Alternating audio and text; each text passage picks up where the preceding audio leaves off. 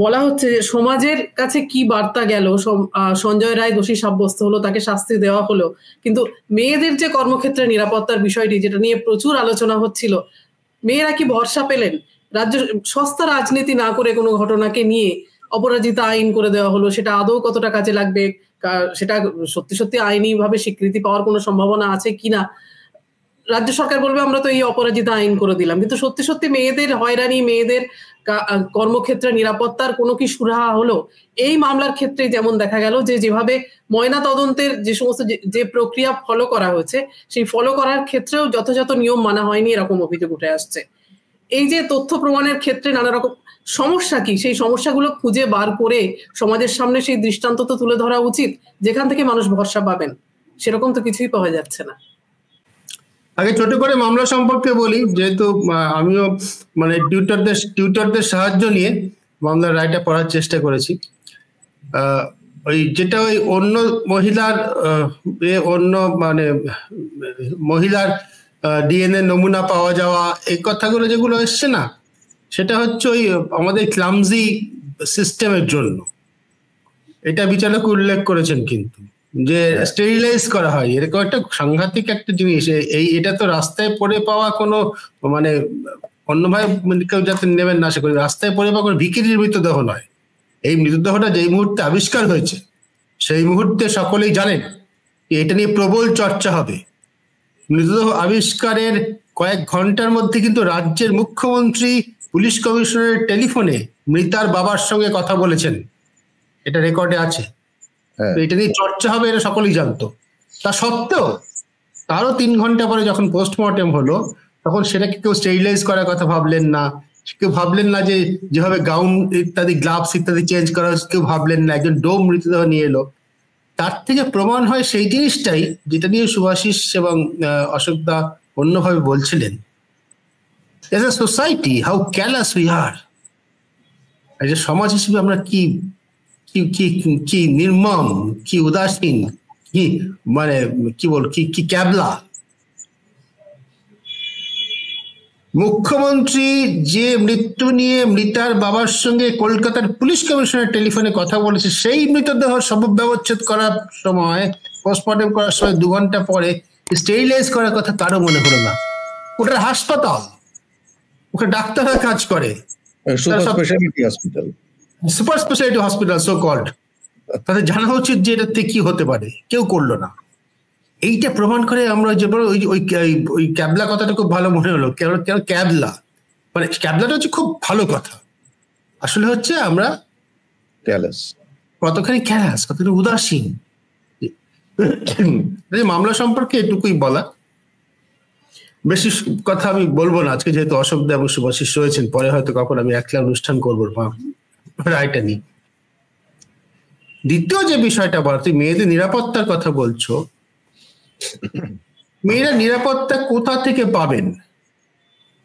কতগুলো আশ্বাস বিবৃতি কাগজে বেরোলো, তার থেকে নিরাপত্তা পাবেন? না যে খবরটা আমি উল্লেখ করলাম এর আগে, নিউ ব্যারাকপুরে যে ঘটনাটা, যেটা কাগজে বেরিয়েছে, সেটা চোখের সামনে কিছু মানুষ দেখেছে, লোকমুখে অনেকে শুনেছে, আরো বেশি প্রচারিত হবে। মেয়েরা কোথা থেকে নিরাপত্তা পাবে? মেয়েদের নিরাপত্তা দেওয়ার প্রথম পদক্ষেপটা হচ্ছে নারী এবং পুরুষের সমান অধিকার স্বীকার করা। আর এই ঘটনাটা ঘটার পর কলকাতা পশ্চিমবঙ্গ সরকারের যেটা প্রথম রিয়াকশন ছিল, পারতপক্ষে মহিলাদের নাইট ডিউটি দেওয়া হবে না। তারা ভেবেছিলেন যে নিরাপত্তা দেওয়ার জন্য মহিলাদের নিরাপদ শ্রেষ্ঠ উপায় হচ্ছে তারা কাজ না করে বাড়িতে বসে থাকবে। আমাদের সকলের নিশ্চয়ই মনে আছে, আমার স্কুলের নামটাও মনে আছে, হাওড়ার একটি স্কুল, তার প্রধান শিক্ষিকা মোনালিসা মাইতি সম্ভবত ছিল, তারা সুন্দরী বালিকা বিদ্যালয় ইত্যাদি। তিনি কথাটা চমৎকার ভাবে বলেছিলেন, তোমরা ঘরে বন্ধ হয়ে থাকবে না। যদি ঘরে বন্ধ করে দেয়, প্রথমে বাইরে বেরোতে দেবে না, তারপর ঘরে বন্ধ করে দেবে, তারপর সিন্ধুকে পুরে দেবে, সিন্ধুকে পুরে তালা লাগিয়ে দেবে। সিন্ধুকে পুরে মানুষকে তালা লাগিয়ে দেওয়া হতো কত শতাব্দীর 3-এর দশকে। যে রাজনৈতিক ভাবনা সেই সিন্ধুকে পুরে মানুষকে তালা লাগিয়ে মারত, সেটা কিন্তু আজও বিদ্যমান, আমাদের সমাজেও বিদ্যমান, আর সেটা সারা পৃথিবীতে খুব বড় আকারে ফিরে আসছে। সেটা নিয়ে পরে হয়তো আমরা কখনো আলোচনায় যাব। আমেরিকার প্রেসিডেন্টের শপথ গ্রহণ অনুষ্ঠানে বিশ্বের সব থেকে অন্যতম ধনী এবং সব থেকে হাই টেকনোলজি যার আয়ত্তে আছে সেই ব্যক্তি যেভাবে তাকে স্যালিউট জানিয়েছেন, সেটা হচ্ছে নাৎসি স্যালিউট। এই ভাবধারা পৃথিবীতে ফিরে আসছে। এই ভাবধারা যত ফিরে আসবে, যে যত বড় কথাই বলুক না কেন, যত ওই কন্যাশ্রী, রূপশ্রী, অমুকশ্রী, তমুকশ্রী, অ্যাঙ্কারশ্রী, গায়কশ্রী, জয়শ্রীর উপাধি দেওয়া হোক না কেন মেয়েদের, ক্রমশ তাদের উপর তাদের অধিকার সংকুচিত হতে থাকবে। আজকে যেমন ওই খবরটার কথা বললাম নিউ ব্যারাকপুরে, আজকে সমস্ত জাতীয় সংবাদপত্র আরেকটাও বিজ্ঞাপন বেরিয়েছে। প্রধানমন্ত্রী নরেন্দ্র মোদী পাশে 3টি বাচ্চা, বেটি বাঁচাও বেটি পড়াও আজকে অভিযানে আজকে 10 বছর সূচনা হলো। এই যে 10 বছর হলো আর কি ওই অভিযানের ওই সরকারি প্রকল্পের শুরু থেকে। 10 বছর পরে ওই প্রকল্পে নারী ভ্রূণ হত্যা, শিশু ভ্রূণ হত্যা, কোন বালিকা বিবাহ, নাবালিকা বিবাহ, পণের জন্য অত্যাচার, এগুলো কত কমেছে। কমেছে কি? 10 বছর ধরে ফল দেখা যাওয়ার কথা। আমি জানি না, প্রশ্নটা আমার এই মুহূর্তে মাথায় এলো বলে বললাম, নিশ্চয়ই কালকে খোঁজ করব। কিন্তু ওই বিজ্ঞাপন দিয়ে, শুধু বাণী দিয়ে, ভাষণ দিয়ে মেয়েদের সত্যিকারের নিরাপত্তার ব্যবস্থা করা যাবে না। আসল প্রশ্নটা হলো, রাজনৈতিকভাবে যাদের হাতে ক্ষমতা রয়েছে তারা কি মেয়েদের নিরাপত্তা দিতে চান?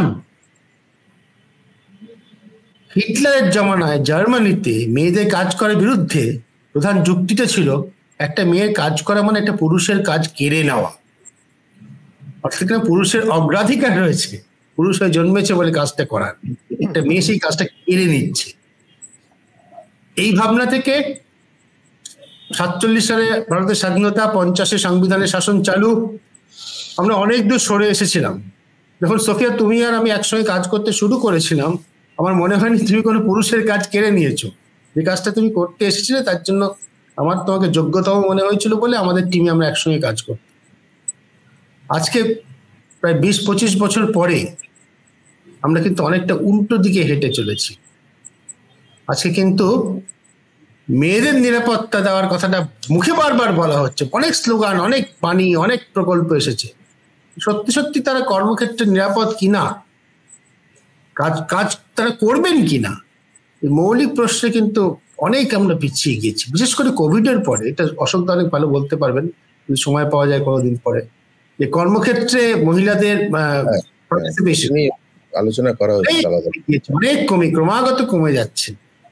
সুতরাং বাণী বা ভাষণে তো হবে না, কিছু একদম সলিড সাবস্টেন্স রয়েছে, ফ্যাক্টস রয়েছে, তা দিয়ে বোঝা যায় যে সত্যি সত্যি মেয়েরা নিরাপদ নন।